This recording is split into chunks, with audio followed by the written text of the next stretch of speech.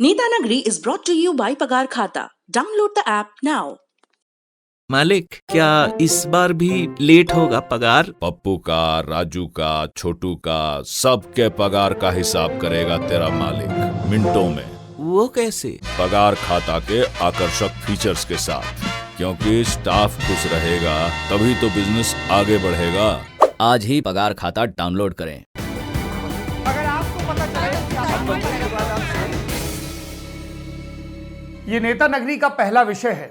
यदि इस विषय को कुछ लफ्फाजी, कुछ काव्यात्मक ढंग से और कुछ टीवी के स्लग के अंदाज में कहना होता तो मैं युवा क्रांतिकारी छात्र नेता गौरी शंकर पांडे को याद करता और युवा और उसके उल्टे वायु की बात करता। लेकिन मुद्दे की बात यह है, तथ्य की बात यह है कि देश के लाखों नौजवान हैं जो पढ़ाई छोड़कर सोशल मीडिया पर कुछ ट्रेंड्स कराने में बिजी हैं, क्योंकि उन्हें लगता है कि शायद इसी के सहारे तमाम मीडिया संस्थान, तमाम प्रेशर ग्रुप उनकी बात पर ध्यान दें और अंततः सरकार भी उनकी सुनवाई करे और जिन करेक्टिव मेजर्स की जरूरत है उन पर अमल करे।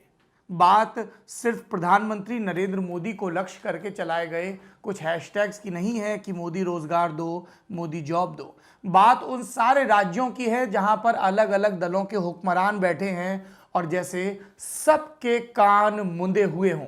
वेस्ट बंगाल से लेकर राजस्थान तक, यूपी, बिहार, झारखंड, मध्य प्रदेश, छत्तीसगढ़, महाराष्ट्र, सब जगह यही हाल है। इस हाल पर बात करने के लिए आज नेता नगरी में हमारे साथ दो खास लोग मौजूद हैं। पहले तो हैं हमारे मेहमान, उनका परिचय करवा दूं। अभिनय शर्मा हैं और अभिनय ने ही उस ट्रेंड की शुरुआत की जिसमें प्रधानमंत्री से एक जवाबदेही की उम्मीद के साथ, जो लोकतंत्र के लिए बहुत ज़रूरी है, ये मांग की गई कि आप रोज़गार दें और उसके लिए जो भी अड़चनें आ रही हैं उनका समाधान करें। और हम सब जानते हैं कि ये किस तरीके से एक टॉक ऑफ द टाउन बना, मूवमेंट बना सोशल मीडिया पर और लाखों लाख छात्र इसके साथ जुड़े हैं। अभिनय एसएससी की क्लासेस को पढ़ाते हैं, कोविड के बाद से ऑनलाइन पढ़ा रहे हैं, उसके पहले दिल्ली में पढ़ाते थे। मैथ्स इनका विषय है, उत्तर प्रदेश के रहने वाले हैं। दूसरे विशेषज्ञ जो इस विषय पर हमारे साथ जुड़ेंगे उनका परिचय थोड़ा सा खास है, क्योंकि एक ऐसे समय में जब एक व्यक्ति एक पद के सिद्धांत पर बार बार बात होती है, इन व्यक्ति के पास दो पद हैं और इन दोनों की जिम्मेदारी ये बहुत ही कौशलपूर्ण ढंग से निभा रहे हैं। हमारे साथ मौजूद हैं गौरव लल्लन टॉप के युवा मामलों के संपादक हैं, एडिटर यूथ अफेयर्स। तो जो हमारे रंगरूट जैसे कार्यक्रम हैं या इस वित्त वर्ष में या आगे के समय में जो भी नौजवानों से जुड़े कार्यक्रम आएंगे, चाहे वो स्टार्टअप की बात हो, चाहे नौकरी की, रोजगार की बात हो या कैंपस से जुड़े दूसरे मसले हों, उन पर जो हमारे इस निकाय के केंद्र हैं वो श्री गौरव हैं। गौरव का दूसरा परिचय ये है कि ये लल्लन टॉप युवा मोर्चा, जिसको संक्षेप में लटायुमो कहते हैं, उसके नोएडा जिले के वरिष्ठ सह उप संयोजक के पद पर भी हैं। बहुत बड़ी जिम्मेदारी है, इसमें संयोजक के आगे इतने भारी भरकम टर्म लगे हैं। हंसी मजाक यहाँ पर खत्म होता है, गंभीर बात शुरू होती है और गंभीर बात यह है कि जो सरकारें देश चलाने का, प्रदेश चलाने का दावा करती हैं, संविधान का कॉल लेती हैं, बड़ी बड़ी बातें करती हैं, अशोक की लाट को आगे लेकर चलती हैं, क्या वो सरकारें एक एग्जाम ठीक ढंग से बिना किसी गड़बड़ी के नहीं करवा सकती? अभिनय, सबसे पहला सवाल आपसे है, आखिर ये मामला क्या है एसएससी का? हमने अपने दर्शकों को शो में बताया है, लेकिन हम चाहते हैं कि आप स्टूडेंट्स के नजरिए से एक बार फिर संक्षेप में बताएं कि छात्रों को ऐतराज क्या है। ऐतराज सबसे पहला यही है, आप मुझे सुन पा रहे हैं उम्मीद करता हूं, कि इशू ये है कि परीक्षा जो है वो 2-2, 2.5-2, 3-3 साल लगा दे रही है। आपने देखा होगा ट्रेंड में ये भी चला कि सीजीएल 2018 600 दिन, वो 1200 दिन। मतलब कि कोई भी परीक्षा हो रही है तो वो टाइमली नहीं हो रही। अगर वो हो भी जा रही है, जैसे 2017 की बात करें, आज 2021 चल रहा है, तो अभी 17 वाले सारे बच्चों की ज्वाइनिंग नहीं हुई है। जबकि आपको याद होगा 17 में भी ये प्रोटेस्ट हुआ, भ्रष्टाचार के खिलाफ जो पेपर में धांधली हुई, उसकी सीबीआई जांच के बाद भी उसका सत्यापन नहीं हो पाया कि पेपर के अंदर क्या धांधलियां हुई थी, पहली बात। लेकिन उसके बावजूद जो लोग सेलेक्ट भी हुए उनमें सबकी ज्वाइनिंग ना होना, 2018 का रिजल्ट 2021 में भी ना आना। जब तक आप एक एग्जाम को खत्म नहीं करोगे तब तक आप दूसरा नोटिफिकेशन कैसे निकाल सकते हो? इसके लिए कोई स्ट्रिक्ट रूल ही नहीं है। आप पहले एक एग्जाम खत्म करो, उससे ये बच्चे को पता लग जाए कि मैं इसमें सेलेक्ट हो चुका हूं, अब मुझे अगला एग्जाम देने की जरूरत नहीं है। इससे क्या हो रहा है, जो बच्चा 2018 में एग्जाम दे रहा है वो 19 में भी दे रहा है और वो उन बच्चों की भी जगह ले रहा है। मान लेते हैं अब आप 18 और 19 का एग्जाम रिजल्ट एक साथ निकालोगे तो एक बच्चे के पास 2 जॉब है। सोचिए कितना खराब सिस्टम है। हम ये कहते हैं कि आप पहले एक एग्जाम खत्म करके क्लियर कर दो कि अब आप सेलेक्ट हो गए, और अगर वो बच्चा छोड़ता है तो उसके पीछे एक वेटिंग लिस्ट होनी चाहिए, क्योंकि आप भी ये मानते होंगे कि अगर 499 पे जो पास हुआ है और जो 498 पे बाहर हुआ है उसमें ज्यादा अंतर नहीं है। तो कम से कम ऐसे 1000-1500 लोगों को वेटिंग में रखा जाए कि अगर कोई भी जॉब छोड़ेगा, एक तो वेटिंग लिस्ट नहीं है सबसे बड़ी बात, दूसरा आप एग्जाम भी फिर टाइम पे नहीं दे रहे। कम से कम हम बच्चों से ये गुहार कर लें कि आपका सिलेक्शन हो जाए तो अब आप दोबारा एग्जाम मत देना। अभी 2018 पेंडिंग, 2019 पेंडिंग और 20 का नोटिफिकेशन आ चुका है, फॉर्म भरे जा चुके हैं। तो अब आप क्या मान के चलें कि क्या 2018 और 19 वालों ने वो फॉर्म नहीं भरे होंगे? बिल्कुल भरे होंगे। तो इससे उन बच्चों का भी भविष्य खतरे में चला जाता है जो अभी तैयारी शुरू कर रहे हैं, जो 1 साल पढ़ के। तो इसीलिए कहा जा रहा है कि अब ये सब संस्थाएं पंचवर्षीय हो गई हैं, इनमें 5 साल देनी ही पड़ेंगी और उसी में हमारी जवानी सबकी खराब हो रही है। गौरव, मैं आपसे ये जानना चाहता हूं कि एसएससी में ये जो पिछले 4 वर्षों से लगातार अलग अलग गड़बड़ियां, अलग अलग मुद्दे सामने आ रहे हैं, पहले भी इस तरह का था या ये नई चीज है? क्योंकि मुझे ध्यान है कि प्रधानमंत्री नरेंद्र मोदी सार्वजनिक मंचों पर बार बार ये कहते हैं कि कई जगह गैर जरूरी इंटरव्यू थे, हमने प्रोसेस को इजी किया है, आसान किया है, स्मूथ किया है ताकि नौजवानों को दिक्कत ना हो। एसएससी में इस तरह के मसले कब से चल रहे हैं? सर, जो सबसे पहला हम देखते हैं एसएससी के खिलाफ छात्रों का प्रदर्शन, बड़ा प्रदर्शन देखते हैं, वो 2017 से हमको दिखाई देता है, जिसमें छात्र सीजीएल 2017 में धांधली का आरोप लगाते हैं और उसकी सीबीआई जांच की मांग करते हुए वहाँ पे धरना देते हैं, घेरा डालते हैं। जिक्र भी किया। हाँ, हमने इससे पहले भी कोई इस तरह की समस्या आई है क्या? हाँ बिल्कुल आई है। 2013 में पेपर आउट हुआ था। सोचिए जब ऑफलाइन लेवल पे पेपर होता था और आउट हुआ था, यानी सिर्फ 2 या 3 सेंटर्स पे आउट हुआ था, उसके बावजूद भी दोबारा करा लिया गया 1 साल के अंदर। 1 साल और लिया गया, दोबारा कराया गया। उसके बाद 14 में कुछ ऐसा नहीं हुआ, थोड़ी बहुत समस्याएं हुई, लोगों ने कोर्ट केस किए, लेकिन रिजल्ट आ गया, ज्वाइनिंग हो गई। मैं खुद भी 14 में सेलेक्ट हुआ था, 13 में भी सेलेक्ट हुआ था। तो मुझे खुद ये चीज लगती थी कि जब मैं 13 वाली नौकरी नहीं ले रहा तो मेरे पीछे वाले बंदे को वो नौकरी मिलनी चाहिए। लेकिन जब से ये ऑनलाइन हुआ सिस्टम, ऑफलाइन में एक तो उतना पता भी नहीं चल पाता था और दूसरी चीज ये होती थी कि पेपर बहुत बड़े लेवल पे आउट नहीं हो पाता था।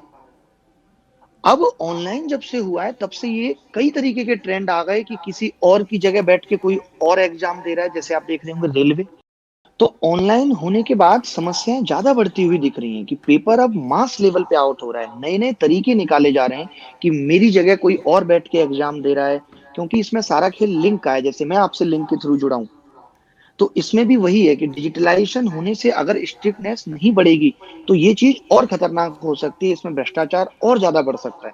और खुद हमें ऐसा लगता है कि एसएससी की भी मंशा है कि वो नए नए तरीके निकाल कर, आपने एक यूएफएम के बारे में सुना होगा, ये नए नए तरीके निकाल कर भी बच्चों को बाहर करने का रास्ता ढूंढ रहे हैं। तो ये समझ पाना मुश्किल है कि एसएससी के अंदर चल क्या रहा है, वो क्यों ऐसा कर रहे हैं कि जो वैकेंसी कम है और जो है उसमें भी सिलेक्शन फेयर नहीं हो रहे।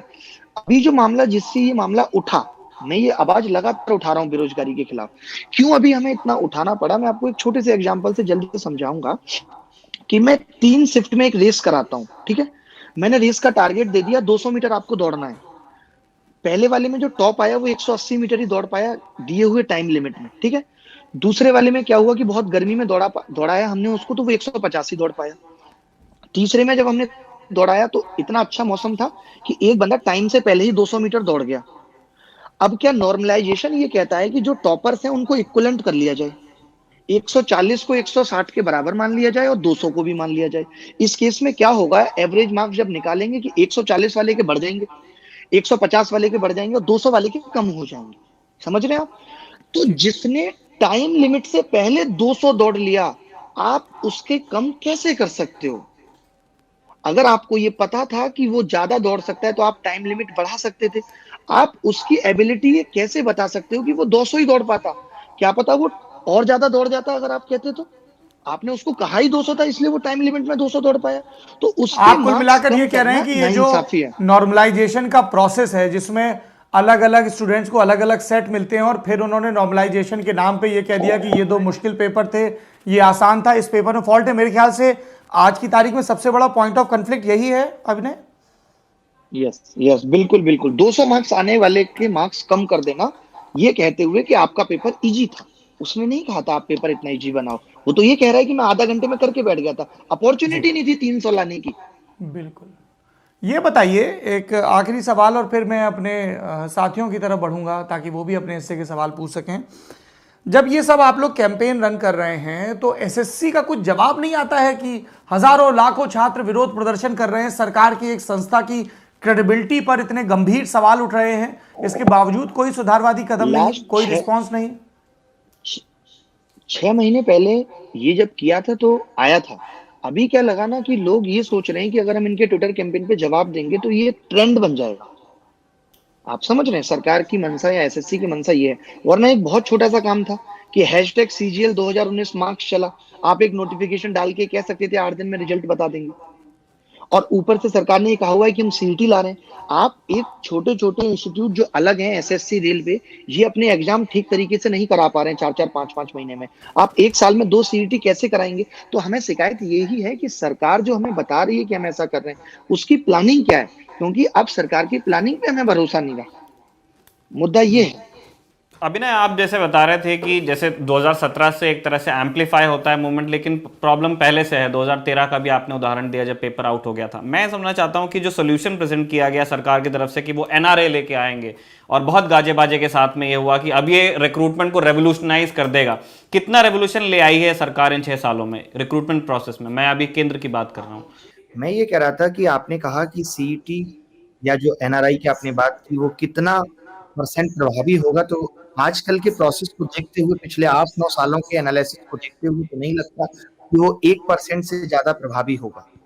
अच्छा, ठीक है। मैं एक चीज़ तो हम समझना चाहते थे कि आप जो इस तरह के सोशल मीडिया मूवमेंट चलाते हैं क्या उस तरह की प्लानिंग होती है या क्या मैकेनिज्म? क्योंकि एकदम ऑर्गेनिकली अगर ये होगा कि मैं ट्वीट करूंगा फिर ये, तो ऐसे तो मतलब आप 30 लाख और 60 लाख जो आप नंबर्स कोट कर रहे हैं वहां तक पहुंचेंगे नहीं। ज़रूर आप लोग कुछ बात करते होंगे, तो वो क्या होता है? अभी टूलकिट की भी खूब चर्चा चल रही है। आप लोग किस तरह से इस तरह के मूवमेंट्स बिल्ड करते हैं? ये पहली चीज़। मैं आपको दिखाता हूँ कि जिस दिन ये मैंने वीडियो बनाया, 7 बजे मैंने वीडियो जारी किया और 6:27 पे आई डिसाइडेड कि मोदी जॉब दो इस बार रहेगा, क्योंकि इस बार एग्रेशन था। क्योंकि हम लगातार वीडियो बना के सरकार को बार बार कह रहे हैं, गुहार कर रहे हैं। अब आप अगर ध्यान नहीं देंगे तो थोड़े बहुत तरीके बदलेंगे। तो वही था कि मैं 6/27 पे, मैं इससे पहले भी बेरोजगारी पे काफी वीडियो बना चुका हूँ। जब सरकार पहले 5 साल के आखिरी चरणों में थी तभी मैंने बनाया। यूट्यूब पे टॉप 3 ट्रेंडिंग गया। अब तो हमारी वीडियो ट्रेंडिंग आना बंद हो गए। मेरे अप्रॉक्स यूट्यूब पे 2 मिलियन फॉलोअर्स हैं, और उसके अलावा फेसबुक पे, टेलीग्राम, हर जगह से लोग हमसे जुड़े हुए हैं। क्योंकि मैं फ्री एजुकेशन चलाता हूं तो बच्चों को मेरे ऊपर बहुत भरोसा है, वो दिल से मेरे साथ जुड़े हैं। आप देखेंगे कि आज के दौर में जहां लोग मोदी जी की बात को इतना लाइक करते हैं, वहां मेरी बातों को लाइक करने वाले लोग 2.5 लाख और डिसलाइक करने वाले ये क्या 1,500 हैं। मतलब आपने, समझ में आया हमको कि आपने वीडियोस बना के एक तरह से आउटरीच प्लान की। मैं एक आखिरी और मतलब एक छोटा जवाब चाहता हूं इस सवाल का कि क्योंकि आप बहुत टाइम से सिस्टम को देख रहे हैं, आप बता रहे थे थोड़ी देर पहले कि आपने सरकारी नौकरी की भी हुई है। मैं समझना चाहता हूं कि अगर मैकेनिज्म जो है एग्जाम्स का, उसके एक ऑनेस्ट रिफॉर्म की बात की जाए तो ये प्रॉब्लम है कितनी बड़ी? क्या इसमें रॉकेट साइंस की ज़रूरत है, या जिस तरह कहा जाता है कि इकोनॉमी, पॉलिटी, इन चीज़ों को चेंज होने पे दशकों लगते हैं? आपने 91 से शुरू किया, अभी वो प्रोसेस चल रहा है। ये चीज़ सुधरने में कितना टाइम लग सकता है अगर कोई वाकई इसको एड्रेस करना चाहे, या ये सही में ऐसी प्रॉब्लम है जिसको मतलब वो पूर्ववर्ती सरकारों ने नहीं किया टाइप का कोई मामला है? नहीं, ये बहुत छोटी चीज है। एक्चुअली आप देख रहे होंगे जैसे आजकल का युवा शॉर्ट सक्सेस के पीछे भाग रहा है, हर एक को इजी सक्सेस चाहिए। सेम हाल गवर्नमेंट का भी हो गया है, उनको इजी काम कराने वाले चाहिए। वो एडहॉक वाले लोगों को बढ़ा रहे हैं। आज आप देखेंगे हर स्कूल में एडहॉक टीचर्स हैं, वो कॉन्ट्रैक्ट बेस वाले लोगों से काम कराना पसंद कर रहे हैं। वो इसका दूरदर्शी परिणाम देखने की कोशिश ही नहीं कर रहे या सोचने की कोशिश नहीं कर रहे कि क्या वो लोग वाकई में रेस्पॉन्सिबिलिटी से काम कर पाएंगे? और हमारा युवा ये नहीं कह रहा कि आप सीधे इसे 60-70 हजार की जॉब दो। हम ये भी समझने को तैयार हैं कि मोदी जी अगर ये कहें कि नेशन बिल्डिंग में आप सबकी सैलरी 50,000 से 40,000 कर दी जाए तो भी लोग उसके लिए तैयार हैं। बट वो इस पे भी उनका मतलब वो बताएं तो सही ट्रांसपेरेंसी के साथ। ये प्रॉब्लम इतनी सी है कि वो ये कह दें कि इतनी वैकेंसी टोटल है और 8-9 महीने लगेंगे इनको भरने में, और इसी तरीके से हम काम करेंगे।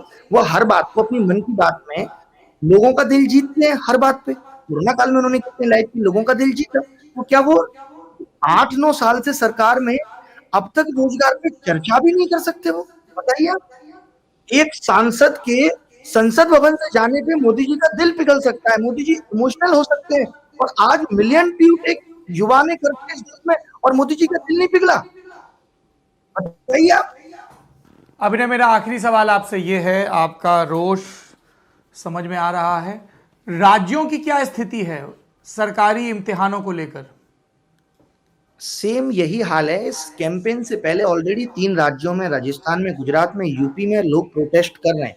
2012 की वैकेंसी राजस्थान में पुरानी सरकार की, और उसके बाद एक और दूसरी सरकार आ गई, उसके बाद फिर एक और सरकार दोबारा आ गई, और अभी तक वो वैकेंसी छुपी हुई है। तो हर सरकार का ही ये हाल है। तो क्यों ना एक सरकार एक स्ट्रिक्ट गाइडलाइन जारी करे राज्यों के लिए, बताइए कि आप उनको सही समय में वैकेंसी को फिल करें। एक्चुअली ये लोग इस चीज को प्रायोरिटी पे लें, बस बात इतनी सी है कि जब तक आप किसी चीज को प्रायोरिटी पे नहीं लेंगे तब तक वो चीज उतने दमखम के साथ उसमें सुधार नहीं किया जा सकता। अभिनय, आप नेता नगरी में जुड़े, लल्लन टॉप से जुड़े, आपका बहुत बहुत शुक्रिया। और मैं ये उम्मीद करता हूं कि नौजवानों को वापस से अपना फोकस पढ़ाई पर कर पाएं वो, और इस सोशल ट्रेंड को चलाने की उन्हें ज़रूरत ना पड़े, जो कि निहायत ही गैर ज़रूरी चीज़ है। अगर आप बहुत ही बुनियादी रूप से देखें कि छात्रों को इस चीज़ के लिए प्रोटेस्ट नहीं करना चाहिए, ना करना पड़े कि भाई एग्ज़ाम ठीक से हो, एग्ज़ाम फेयर हो, क्योंकि ये सरकारों का और सब नियामक एजेंसियों का दायित्व है।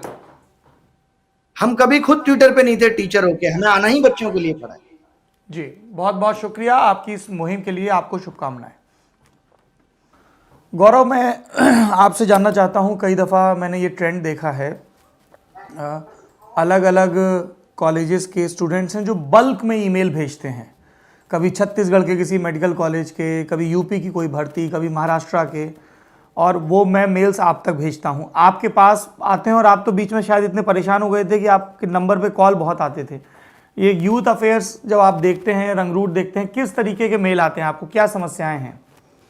समस्याएं सर, जैसे अब कोई भर्ती है, ठीक है, जैसे उत्तर प्रदेश की एक 49,568 की पुलिस भर्ती थी, तो उसका सब कुछ हो चुका है, भर्ती पूरी हो चुकी है, मेरिट लिस्ट आ चुकी है, और एक लॉट जो है वो ट्रेनिंग पर भी भेजा जा चुका है।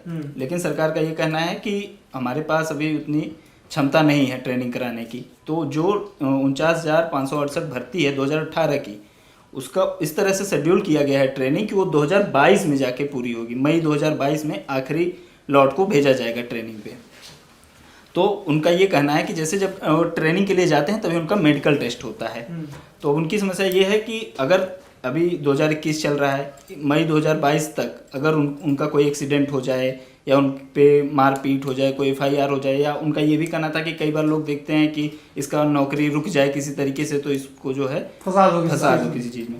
तो इसी चीज़ को लेकर उन लोगों ने मेरे पास मेल भेजना शुरू किया, और मुझे भी दिखा वो कई जगह पे। तो मैंने 1-2 लोगों से बातचीत की उससे जो जुड़े हुए थे। तो उनका क्या होता है, जैसे अभी टेलीग्राम ग्रुप है, उसमें 40-40 हज़ार लोग होते हैं, तो उसमें वो लोग नंबर शेयर कर देते हैं।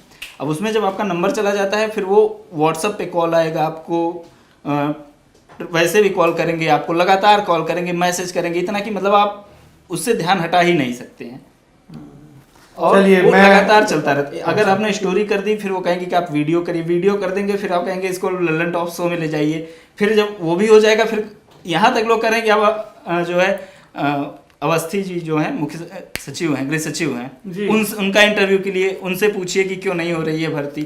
नहीं, देखिए, Gaurav ji, it's a good problem. This shows कि जो हमारे नौजवान दोस्त हैं उनको लल्लन टॉप पे इतना भरोसा है कि ये हमारी आवाज़ उठाएगा। मैं आपसे ये जानना चाहता हूँ कि किस किस तरह के मेल आते हैं आपके पास नौकरियों में, अलग अलग राज्यों से, किन राज्यों से आते हैं?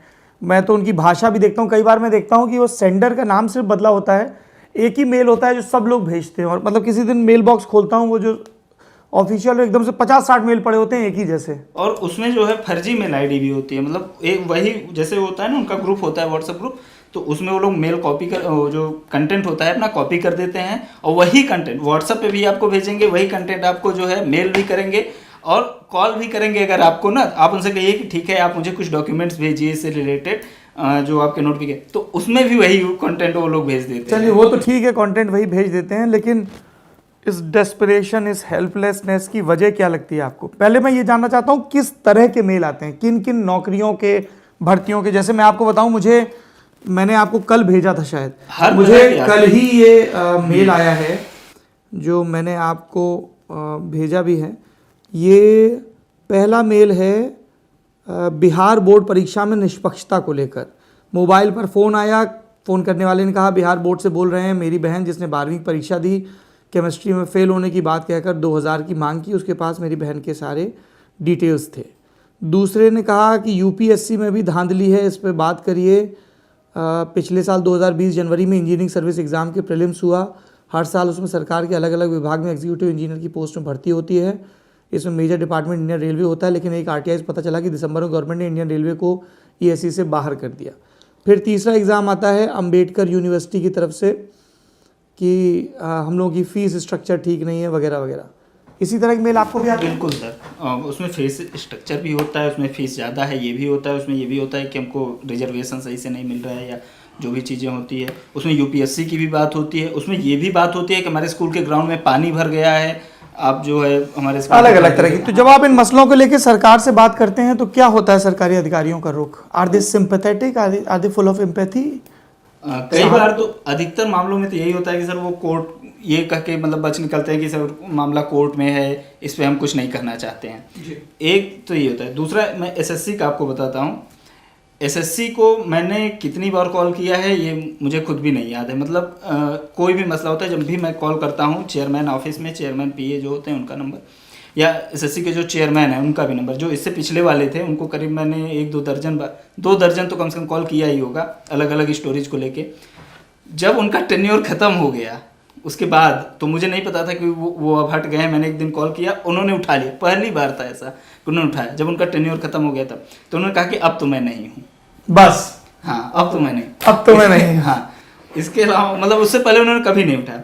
एक अभी 2 दिन पहले जब ये ट्रेंड शुरू हुआ था तब भी मैंने कॉल किया था, तो वहाँ पे चेयरमैन ऑफिस में किसी ने रिसीव किया। मैंने उनसे नाम पूछा या पद भी पूछा तो नहीं बताया। उन्होंने ये कहा कि आप हेल्पलाइन नंबर पे क्यों नहीं फ़ोन कर रहे? तो मैंने कहा कि हेल्पलाइन नंबर तो आपका लगता ही नहीं है। फ़ोन कट गया। वाह। हेल्पलाइन नंबर उनका ऐसा है कि कभी भी नहीं लगता है, मतलब कितनी भी बार आप ट्राई कर लीजिए। और क्या कोई ऐसा हेल्पलाइन नंबर है जिस पर फोन करके इस बारे में शिकायत की जा सके कि तमाम सरकारी महकमों के हेल्पलाइन नंबर को हेल्प की ज़रूरत है क्योंकि वो हमारी हेल्प नहीं कर पा रहे हैं? और जो छात्र प्रोटेस्ट कर रहे हैं उनकी भी एक बड़ी मांग ये है कि हमको अगर एसएससी से बात करना हो तो हम कैसे करें? एक ग्रीवांस सेल क्यों नहीं है वहाँ पे? ये सबसे जो एक मुद्दा है उनका वो ये भी है मांग। और एक जो सबसे बड़ी मांग है एसएससी की मैं बात कर रहा हूँ अभी, ये है कि वेटिंग लिस्ट वाला, जैसा अभी बहुत ही जेन्युइन पॉइंट है वो वेटिंग लिस्ट का। अगर आप 10 पदों के लिए वैकेंसी निकालते हैं, ठीक है, और अभी एक स्टेज बाकी बचा हुआ है, जैसे जो ज्वाइनिंग से पहले हो सकता है कि उसमें से कुछ लोग ना ज्वाइन करें, वो किसी और जगह पे चले जाएं, तो वो सीटें खाली ही रह जाती हैं और उन पे किसी की भर्ती नहीं होती है। और जबकि वो परीक्षा 3 स्टेज 4 स्टेज पास करके लड़के बैठे हुए हैं, तो आप उनको बुलाइए। इनफैक्ट ये सब जगह ही होना चाहिए। शैक्षणिक संस्थानों में पोस्ट खाली पड़ी रहती हैं। Nikhil, you want to add something to this? मेरा पर्सनल उसमें टेक यही है, मैं एग्री करता हूँ अभिनय से, जहाँ वो कहते हैं कि ये इसमें, मैंने पूछा ही इसलिए था कि इसमें रॉकेट साइंस है नहीं, ठीक है, ये बहुत ही बेसिक, मतलब ये मतलब इसको कंप्यूटर के बॉट्स एड्रेस कर सकते हैं जिस तरह की प्रॉब्लम्स हैं, ये वेटिंग लिस्ट और नॉर्मलाइजेशन और इस तरह की चीज़ें। तो प्रॉब्लम कहाँ आ रही है? ऐसा तो बिल्कुल नहीं है कि भाई जो वो भी आईएएस अधिकारी होते हैं जो एसएससी या उस तरह की संस्थाओं में बैठते हैं या स्टेट्स में बैठते हैं। दिक्कत यह है कि जो पॉलिटिकल विल है वो जीरो है और ये नीति के लेवल पे है। मतलब आप ऊपर दाएं बाएं ऊपर नीचे जिस भी विचारधारा की सरकार होती है वो पॉलिसी लेवल पे ही एक अनरिटन एग्रीमेंट है कि हमको लेने नहीं है सरकारी कर्मचारी। तो फिर वैकेंसी मत निकालिए। तो वैकेंसी चुनाव के लिए निकालना पड़ता है ना। ये एनटीपीसी कब आई थी आप देखिए, जो रेलवे की लोकसभा चुनाव से ठीक पहले। एग्जैक्टली। तो इसीलिए ये होता है। आपने एम्बार्गोस लगाए हुए हैं अभी, ये तो कोविड की वजह से हुआ, लेकिन जब एम्बार्गो नहीं था तभी भी आप ले नहीं पा रहे थे। फिर एक स्पष्ट रोजगार नीति हमारे पास में नहीं है कि हम एग्जैक्टली किस तरह के एम्प्लॉयमेंट की बात कर रहे हैं सौरभ। जैसे इन्होंने आप एनआरए लेके आते हैं तो एक हमको एक इंकलिंग मिलती है कि आप शायद सरकारी जॉब्स की बात कर रहे हैं और इसीलिए आपको एक नई एजेंसी चाहिए जिसको आप रिफॉर्म के बाद में, लेकिन फिर उस तरह के स्टेटमेंट्स आते हैं जहां पे बात होती है कि ये पीएसयू भी चलाएंगे, ये भी चलाएंगे, ये एयरलाइन भी चलाएंगे, तो आप इन लोगों को लेकर के रखोगे कहां पे? गवर्नमेंट का तो वैसे भी साइज मतलब एक तरह से कम होता जा रहा है। तो जब आप एम्प्लॉयमेंट देने की बात करते हो या पार्टियां अपने जो मैनिफेस्टो में रोजगार लिखती हैं या रोजगार के अवसर लिखती हैं, तो वो उस चीज को लेकर कभी ऑनेस्ट नहीं होती कि हम किस तरह के रोजगार की बात कर रहे हैं, किसको देना चाह रहे हैं। एक और चीज जिसको मतलब बिल्कुल एड्रेस किया जाना चाहिए, सिंस ये सारा डिस्कशन ट्रिगर ही हुआ हैशटैग से, आप अगर ट्विटर देखते इस पूरे हफ्ते सौरभ, तो दो साइड्स थे इस डिबेट में भी। आप सोचिए भारत में 2021 में जहां मेजॉरिटी पॉपुलेशन युवा है और हम मान के चलते हैं कि उनकी सबसे बड़ी प्रायोरिटी जॉब होती है, आपको बिना नौकरी किसी भी तरह की प्राइवेट या पब्लिक, एक मूवमेंट चल रहा है जो नौकरी मांग रहा है, एक काउंटर मूवमेंट है मोदी गर्लफ्रेंड दो। मैं मोदी गर्लफ्रेंड दो को ले, मैं दावे से नहीं कह सकता कि वो काउंटर मूवमेंट था, लेकिन आरक्षण हटाओ रोजगार पाओ, ये तो काउंटर मूवमेंट ही है, ठीक है। और इस तरह के कई हैशटैग्स चलते हैं, मतलब जब आप कोई एक बड़ा हैशटैग ट्रेंड कर रहे हैं लड़के, आपको दिखेंगे कि एक मतलब एक सिस्टमैटिकली ये, इसलिए मैंने उनको टूल किट का पूछा था भाई कि तुम भी जाओगे अंदर, तो तब आपको मिलता है कि एक बहुत ट्रिवियल हैशटैग लगातार ट्रेंड किया जाएगा, उस तरह की मतलब फजूल की बातें होती जाएंगी और वो धीरे धीरे आपके इंडिया ट्रेंड्स में ऊपर। और इसमें मैंने एक चीज भी गौर की है कि अमूमन जरा सी कोई चीज होगी सोशल मीडिया पे, अगर उन लोगों के पॉलिटिकल नैरेटिव को, सत्तारूढ़ बीजेपी को, नरेंद्र मोदी सरकार को सूट करती है, तुरंत उसको पिक कर लिया जाएगा। इतना बड़ा ट्रेंड चल रहा है, प्रधानमंत्री की, उनके मंत्रियों की पूरे देश पे नजर रहती है। इस आप क्यों नहीं बोल रहे हो कि हाँ भाई गड़बड़ियां हैं, विद्यार्थियों ने ध्यान दिलाया है, हमें 1 साल का वक्त दीजिए, हम इसको फिक्स करेंगे। आप बोलिए ना, अकाउंटेबिलिटी के साथ बोलिए, एक्सेप्ट करिए कि भाई ये नॉर्मलाइजेशन का जो प्रोसेस है, इस पे कंप्लेन मिली है, we will do something about it. इसमें क्या दिक्कत है भाई? वो प्रॉब्लम टेक्निकल या ब्यूरोक्रेटिक है ही नहीं, मैं यही तो कह रहा हूं, इट्स पॉलिटिकल प्रॉब्लम है। और यही चीज राज्यों में आप देखिए, नरेंद्र मोदी कुछ बोलेंगे, तुरंत उधर से ममता बनर्जी का बयान आएगा, अशोक गहलोत का बयान आएगा, भूपेश बघेल का बयान आएगा, कोई नेता और समर्थन में योगी आदित्यनाथ का बयान आएगा, शिवराज सिंह का बयान आएगा। अब जब हमने खुद अपने शो में एक एक करके राजस्थान, उत्तर प्रदेश, छत्तीसगढ़, मध्य प्रदेश, बिहार, बंगाल, झारखंड, सबकी पोल खोली है, किसी का बयान नहीं आ रहा है। आप सत्ता में हैं, आप विपक्ष में हैं, जहां सत्ता में जाते हैं सबका चरित्र एक जैसा है, अपने में चुप्पी साध लो और दूसरों के में बयानवीर बन जाओ। मैं उम्मीद करता हूं कि नौजवानों के इतने बड़े आंदोलन के बाद अगर राज्य सरकारों के भीतर और केंद्र सरकार के बीच थोड़ी भी नैतिकता बची है, तो वे इन नौनिहालों, इन नौजवानों की आवाज़ और इनके कंसर्न्स पर ध्यान देंगे।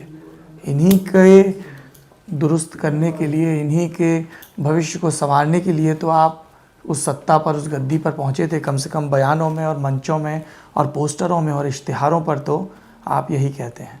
नेता नगरी में बढ़ते हैं दूसरे विषय की तरफ। बहुत शुक्रिया गौरव जी आपका, आप नेता नगरी में जुड़े।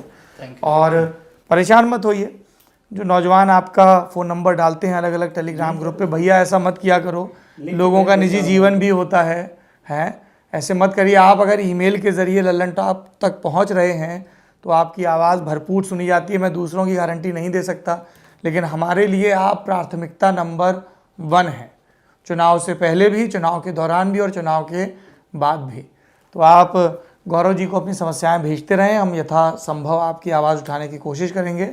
लेकिन ये अभी नया बालक है, इसका भी अपना कुछ जीवन है, रौन-छौन रहती है, थोड़ा इसको भी सांस लेने की फुर्सत दीजिए। गौरव जी बहुत बहुत शुक्रिया आपका, आप हमारे साथ जुड़े और लटाइमों के लिए आपको बहुत बहुत शुभकामनाएं।